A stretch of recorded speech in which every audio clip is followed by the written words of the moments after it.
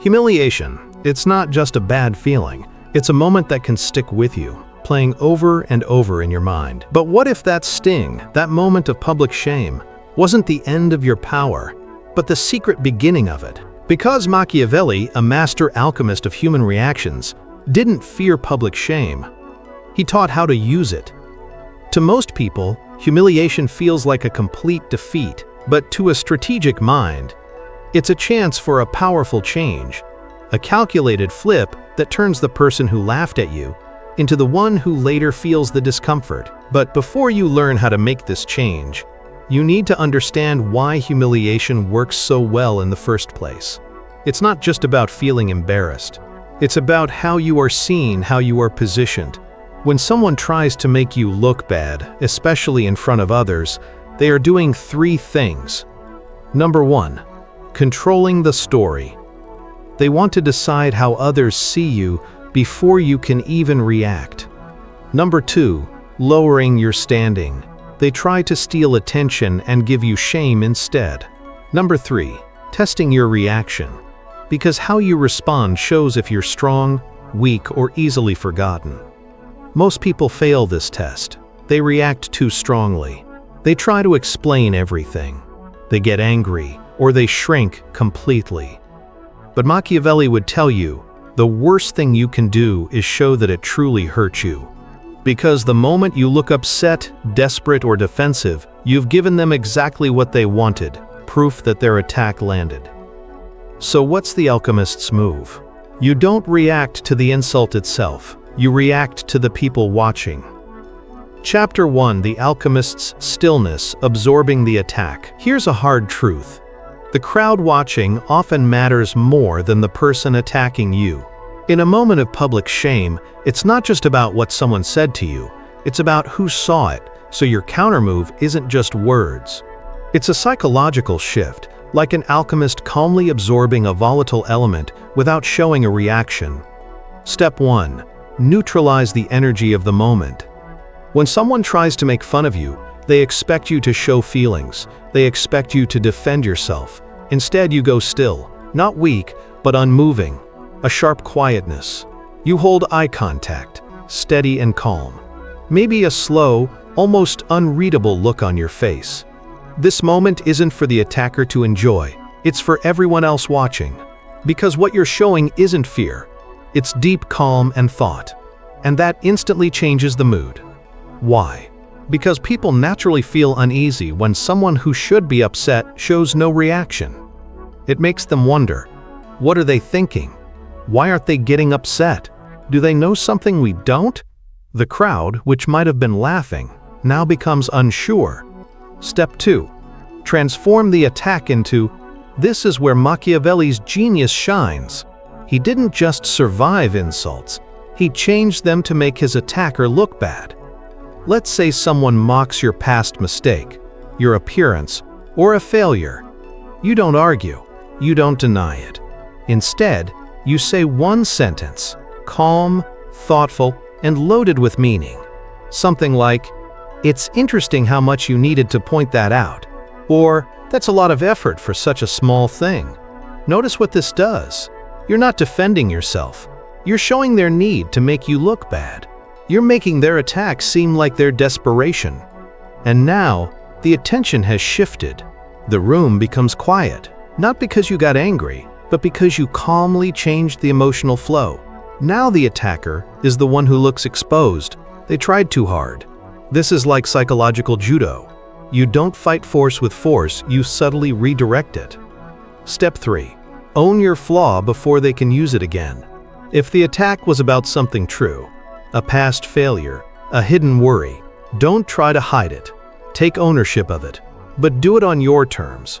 You might say, "Yes, that happened, and I'm still here while you're still talking about it." Or, "Others have tried that before, it says more about them than about me." The key here is to take away the attacker's power before they can use it again. When you speak about your own past difficulty with calm strength, it loses its power to hurt you. And even more, it becomes proof of your deeper strength. Machiavelli didn't hide his scars. He showed them in a way that made others respect him. You show that you're not afraid of being mocked, because you no longer play by the crowd's emotional rules. You've replaced needing approval with true control. If you're ready to transform attacks into your advantage and build an unshakable presence, hit that like button now. Your support helps us share these powerful strategies. And for more transformative insights into mastering your reactions, subscribe to the channel and hit that notification bell. Your journey to unseen power starts here. Chapter 2. The Alchemist's Gaze, Watching the Unraveling.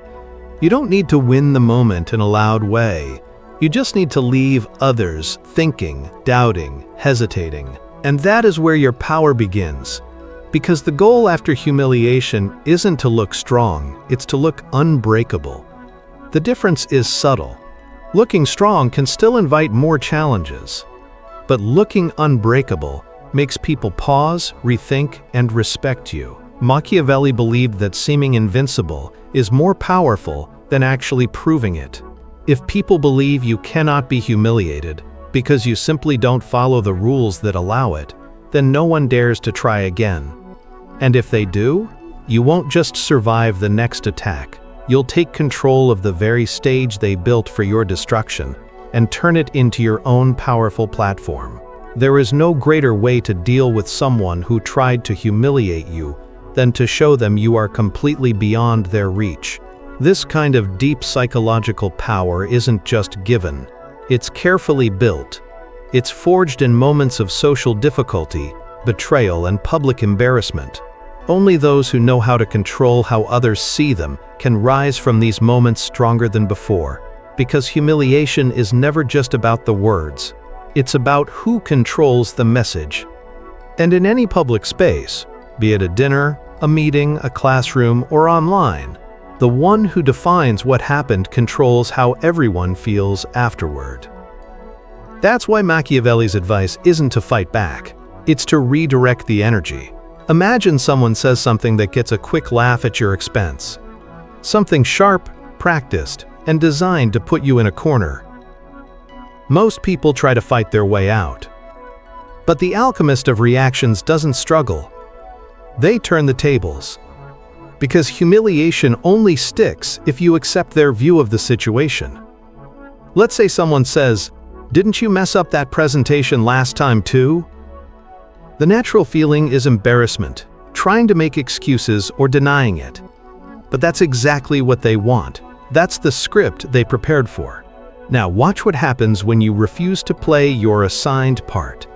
You pause, let the silence stretch a second longer than it should, and then say, slowly, with precision, "You've been thinking about that for a while, haven't you?" Suddenly, the moment isn't about your past mistake. It's about their obsession, their pettiness, their need to bring you down to feel better about themselves. And now the audience sees it too. That's the beauty of this reversal. It doesn't deny the past. It changes how everyone sees it.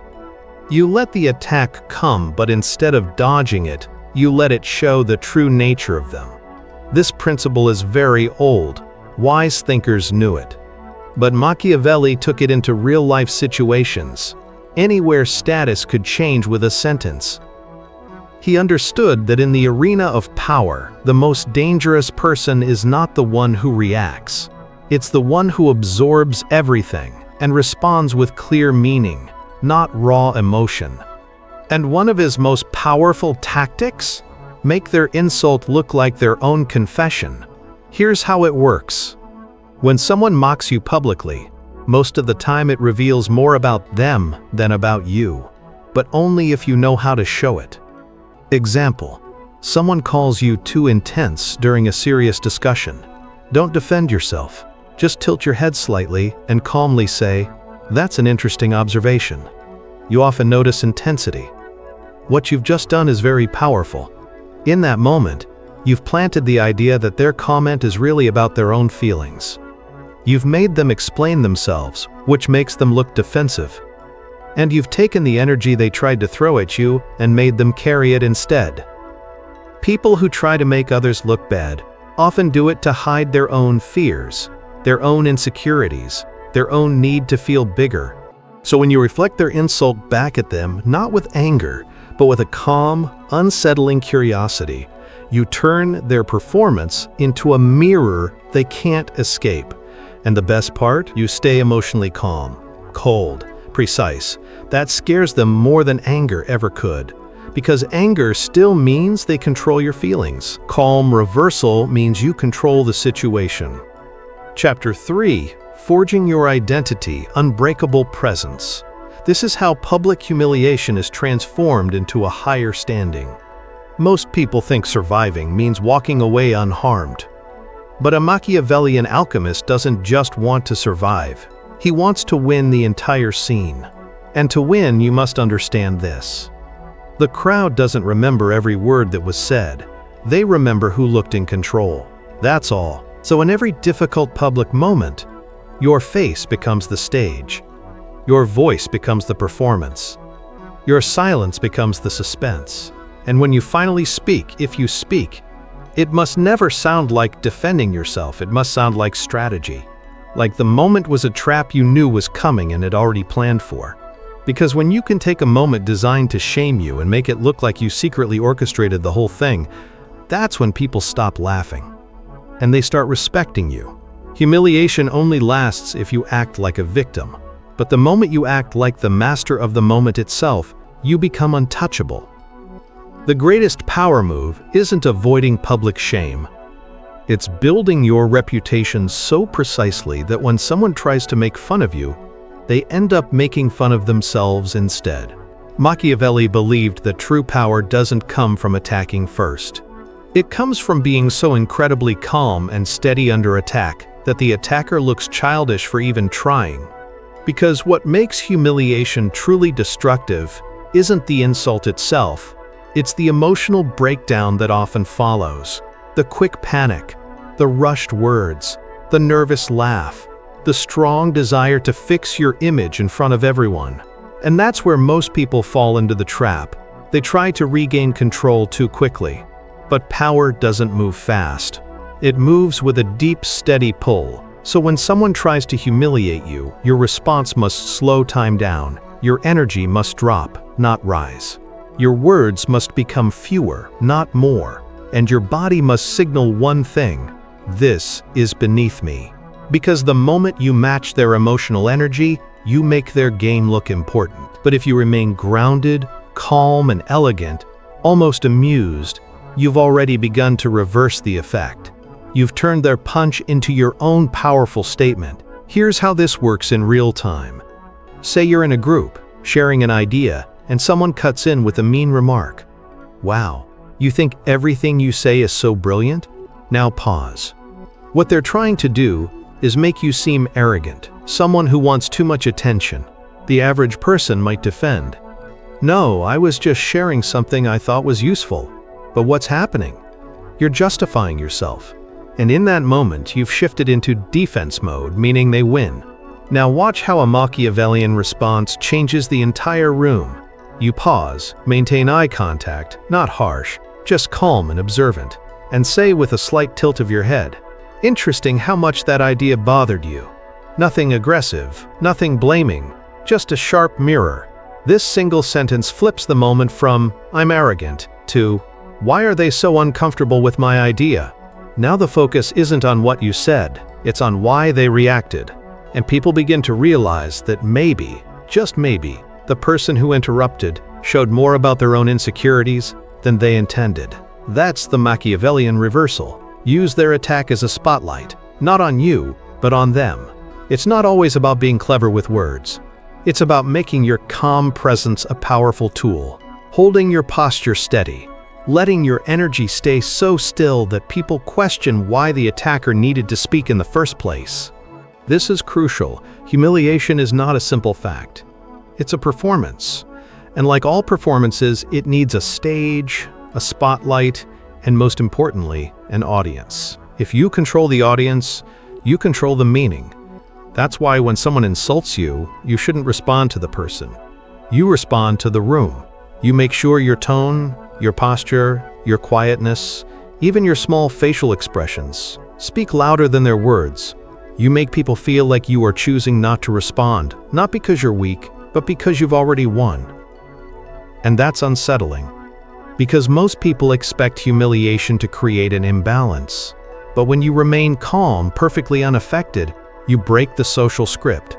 You become unreadable. And unreadable people are always respected, sometimes feared. Now here's another powerful trick. Humiliation is often rehearsed. The jab they threw at you? It's probably not spontaneous. It was likely planned. Said before. Said behind your back. And now said in public to get easy approval, which means your attacker already thinks they're smart, that they've found your button. But if you show no button exists, they feel completely exposed. This is where you become very precise. Let's say someone jokes. Don't worry, you'll get it right eventually. Maybe. Laughter, smirks, a few eyes dart to you, waiting for a reaction. Here's what you do.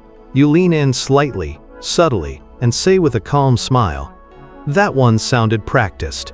You've been saving it, huh?" This does two powerful things. You expose their preparation, showing their attack wasn't spontaneous. You make them seem obsessed, someone who thinks about you more than they admit. You haven't denied anything. You haven't insulted back. You've simply made them look awkward. And now the crowd, previously laughing, becomes uncomfortable.